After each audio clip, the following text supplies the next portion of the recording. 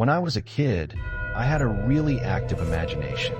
I would create scenarios in my head, think of characters on the spot, and make up a story to my younger sister as she drifted off to sleep. I just presumed I had a talent for it. My parents smiled as I began using my talents for the creative pieces of work I brought home from school. Paintings, stories, songs filed onto a compact disc. And my mother would hold me close and whisper into my ear, "You have an excellent gift, Terry." And that gift stuck with me all my life. In elementary school, I didn't really have many friends, so I'd make them up, on the spot. I had a new one every day. Then I'd sketch them into one of my books. The kids would laugh at me, but I didn't care. I had my mind, and it was my friend. I sat alone and talked to the characters I had imagined out of nothing. They had different personalities also.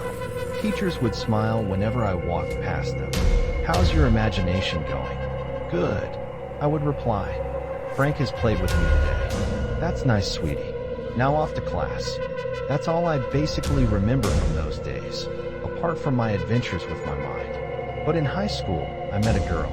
I had never made any real friends before, so I was incredibly shy. I walked over to her and started to talk.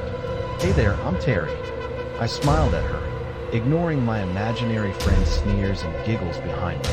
I never really grew out of my imagination. "Well, I'm Janet," she said in a sweet tone. "Want to be friends?" From that moment on, I spent most of my days with Janet. My imaginary friends soon left, disappeared, and were lost from my memory. But I had a friend. Not a fake friend, a real one. A friend I could actually talk to actually play with. We dated for a few years, after leavers exams, of course. We had the same job. We lived with one another. We had all the time we needed with one another. Then, when I was 21, I proposed to her. As I hoped, she said yes. For the next 6 months, we planned our wedding.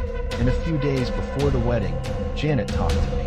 "After we get married, can we go somewhere?" she asked. "Yes," I said happily. "I've always wanted to go to France. Do you want to go there?" "France it is," she replied happily, hugging me tightly. Then, the walls of the room we were in started to turn white. Painfully white, like no white I had ever seen. The furniture started to dissolve into nothing. The lights disappeared, and I grabbed Janet, and I rushed to the door. As I put my handle on the knob and turned it, I took a look back. The room was empty. Only Janet and I were inside. The walls were padded with pillows, and there was a bed in the corner. I looked at Janet. She looked back at me. Then she started to disappear, softly at first, but started to go faster and faster. I tried to reach out for her, but my arms were stuck inside a jacket. I pulled and pulled and pulled, but it was no use. I watched her disappear. My love, my life, my only friend. Gone, leaving me in this empty room, a prison, and an asylum. What can I say? I have a really active imagination.